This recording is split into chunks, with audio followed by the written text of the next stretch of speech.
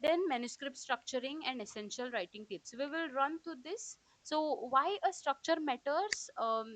Listen, just imagine this.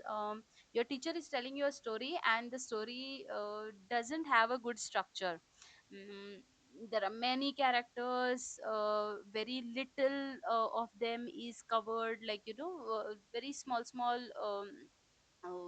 incidences of these characters are there, so you are not able to develop liking towards any one character. So such stories that are haphazard, nobody would want to listen to them, isn't it? So your research articles or your manuscript, your thesis, your report, they are also like stories. They have to be clear, there has to be a clarity, they should be readable, there has to be readability, and people should be able to accept it. And when will they accept it? Only when it is a story. It's not just children who like stories, it is even adults who like stories. Even researchers, scientists, they would also want to read your article when it is told in the form of a story. When it's a story, it is more understandable, it develops your liking to read and to complete it until you reach the findings and generalization. So journals, no, they receive thousands of submissions every day as well. There might be hundreds of research articles that they must be receiving. So which ones they will prioritize? They will prioritize those which are credible, which have a clear organization of data, and the findings are solely based on the research findings. So there should be not a lot of prediction or assumption should not be there. There has to be some um, everything that is supported or backed by data. So think of your paper like a story. You wouldn't want to read a story that lacks structure and sequential circumstances described. So very small circumstances that are described, you wouldn't want to read that. If it lacks any structure, you wouldn't want to read it. So you look at your research article in the third person perspective. Be the third person, read your article, read your report, and see whether you are liking it then. Because as the first person, you will definitely like it. Then standard structure. What is a standard structure for any of your writing? It always follows this IMRD structure. What does it stand for? I stands for introduction, that gives you a context as to what is already known. It also tells you the gap as to what is missing from this context, from this already available or known structure. And it also makes you aware of what are the objectives. So in introduction, these three aspects should be covered. So introduction first, and then methods. Methods will talk about how the study was conducted, what kind of data sources were used, which tools were used to process the data, which softwares were used, and what kind of analysis, which method was used to analyze the data. As well as it must be detailed, as we said earlier, that if somebody else sitting at some other corner of the world um, would want to take up your methodology for their environment, they should be able to do it with accessibility, and they should be able to understand your language, and that your method has to be more descriptive and elaborate. Next, R stands for results. So after you have processed your data, the data is interpreted, you have results. What did you find? That is what you talk about in results. You talk about facts using figures and tables and illustrations and things like that, and you present your findings without interpreting it. You don't make any interpretations in your results. Interpretations are essentially made in the next section, that is D for discussion. What do the results mean? This is where you interpret what the results mean and compare your results with that of somebody else's results. And that is, somebody else must have also used similar data to maybe make their deductions. So you compare your data with their data and see what they have deduced and what you are deducing, and make a comment on it. And you also talk about what were the limitations of your study and what should be done in future to overcome those limitations, because limitations should never be left how it is. as it is. You might prefer to work on the limitations of your study, or somebody else might feel more interested or curious about coming over those limitations. So you have to state the limitations. Some journals also include graphical abstracts, so you have to keep yourself aware of these concept, graphical abstracts and highlights. So what these highlights are, these are some salient findings, no, of your study, the main important findings as to why somebody has to read. So if I ask you to produce 3 to 5 bullet points of what your study areas, of what your research speaks of, then you should be able to put it across very confidently, so that somebody will decide whether it is credible for me to read it or not. So this is the structure: introduction, then comes method, then results, and then comes discussion. So IMRD, that is the structure. In between you have literature review, and then after discussion you also attach conclusion. This is like a summary of your discussion of what you have found, of your methods as well. So introduction talks of why, methods talks of how, results talks of what you have found, what exactly, and discussions also what. If you have found this, what, how it is significant, right? So besides this, there are some additional essential sections as well. There comes an abstract along with your, whether it is a report, whether it is a thesis, whether it is mm, a manuscript. There is an abstract which is a short summary of everything, and you essentially write this at the very last. After you write all the sections, that is when you write abstract.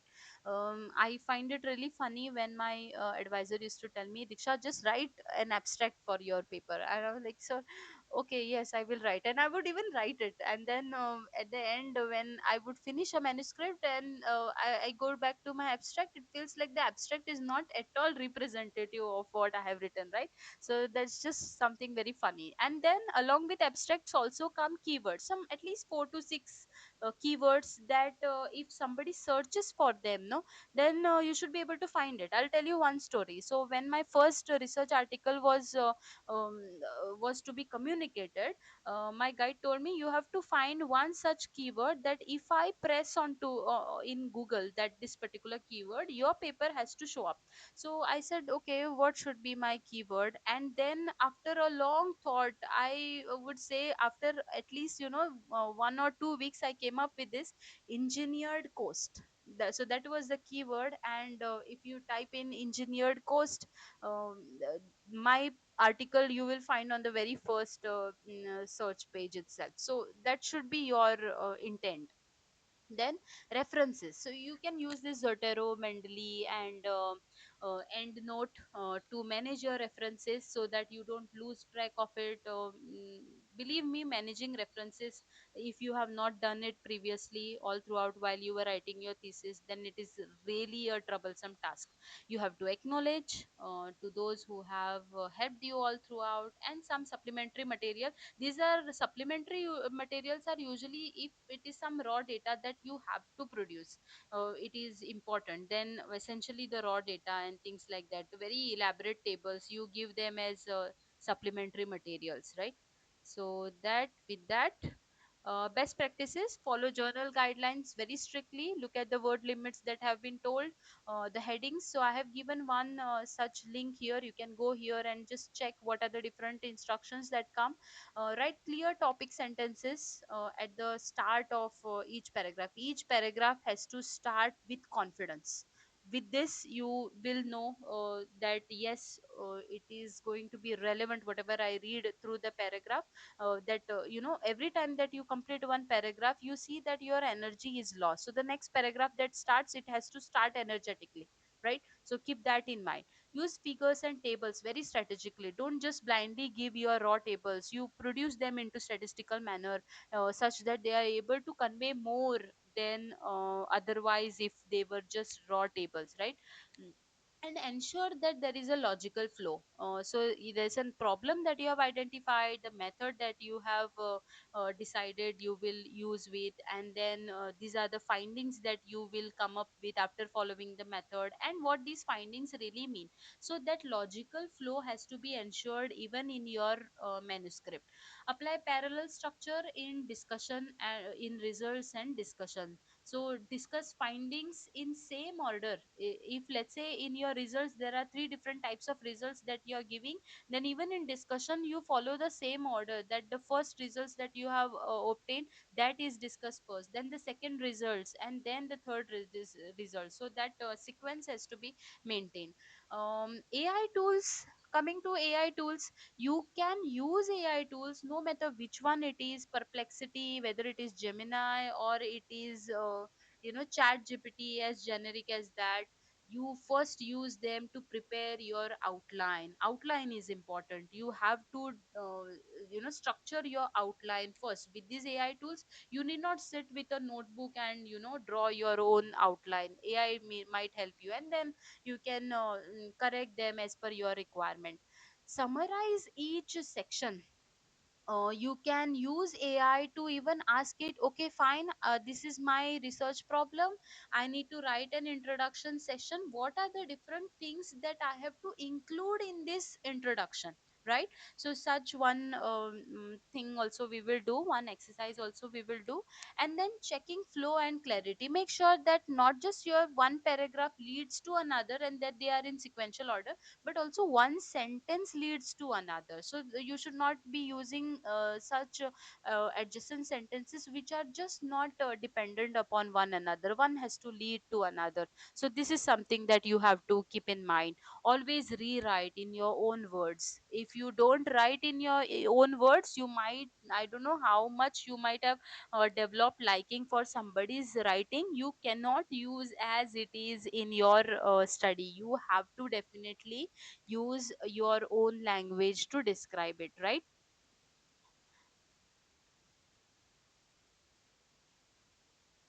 Yes, so there are tools which can identify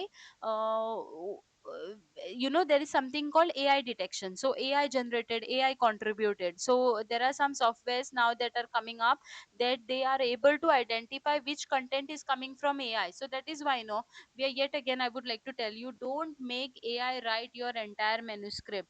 You can use them for grammatical changes. You can ask them to structure your manuscript, that is, preparing an outline, also to summarize in the sense what.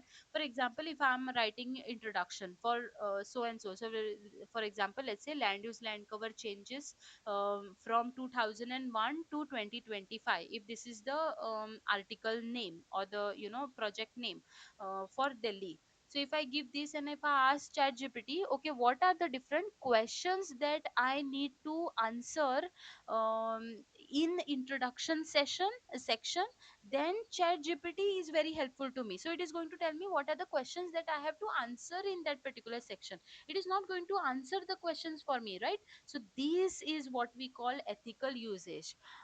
We have a question as to what is the allowed manuscript, okay, percentage of AI is allowed. So I don't really know, my dear, as to how much of percentage of AI generated content should be used. You may refer to the formatting or the guidelines that come from university or things like that. But I would suggest that AI generated content should at all not be there. You use it very mindfully in order to improvise your your structure sentence framing, or the kind of content that you have to use. Don't go on asking generative AI to frame answers for it. That will be unethical, and it is not even going to be valid, that I would tell you. Why I would say this is that I think I must have used vast amount of AI than anybody else in this particular meeting. I mean, I will take that particular flag. I will tell you that every time that I ask Chat GPT any given research question, no, it tells me the most generic, most mainstream, something that might not even be related to the kind of study that I'm doing. And that is where I find AI very general. It tries to give you very general answer, maybe because I have not used a subscribed version, a subscription of that AI tool that I use. Maybe that is the reason, but then yes, this is how it is. right? So always rewrite in your own words and avoid that plagiarism. So this one important message. The message is that good manuscripts are not about fancy words, they are about clear structure and logical flow. Readers should never feel lost if you are using very high quality huge what I should say, mm, some huge jargons you are using that only your field understands, somebody else's field might not be able to understand those. For example, if I say something like divergent plate setting, so that is something that only geologists will know, not somebody who is in ecology or something that they will know, right? So you have to avoid using such jargons wherever possible. At places it might not be really possible, that but then make sure that your your writing is very simple. That brings me to tell you one more thing. AI writes very, very sophisticated language. I would say that you read it and you find, oh my god, really these sentences can be generated by human? No. Okay, so when you draft your next paper, sketch that IMRD outline first. You have to draft that outline first, take help from chat gpt. It makes a wonderful outline for you that you can later amend as per your requirement, and it will save you hours and hours altogether. Because if you start writing, you don't have a structure as to what you need to write. My god, a difficult thing. You have to have an outline first and then go ahead for writing